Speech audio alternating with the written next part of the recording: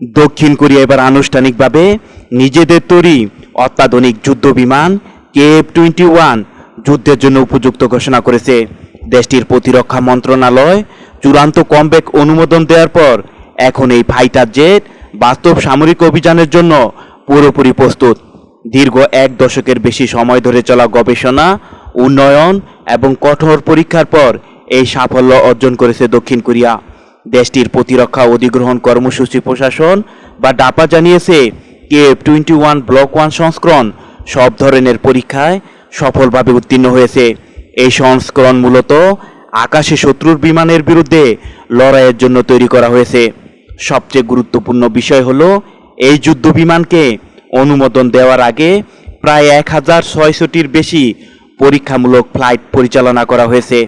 এছাড়া প্রায় 13,000 ভিন্ন ভিন্ন ফ্লাইট পরিস্থিতিতে বিমানটির সক্ষমতা যাচাই করা হয়। পরীক্ষাগুলোর মধ্যে ছিল আকাশে জ্বালানি নেওয়া, ক্ষেপণাস্ত্র নিক্ষেপ, উচ্চগতির ফ্লাইট, রাডার কার্যকারিতা এবং যুদ্ধ পরিস্থিতিতে স্থিতিশীলতা যাচাই।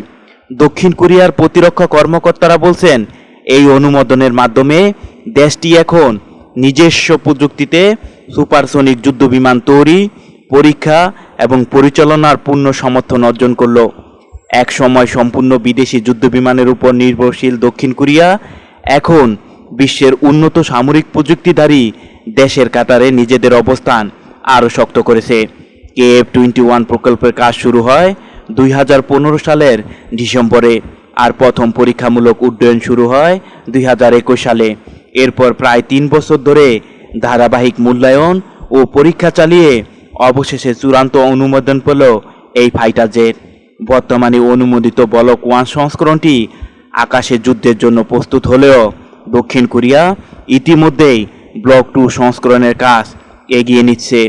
নতুন সংস্করণে যুক্ত হবে ভূমিতে হামলার উন্নত সক্ষমতা, যার মাধ্যমে শত্রুপক্ষের স্থল লক্ষ্যবস্তুতে আঘাত হানা সম্ভব হবে।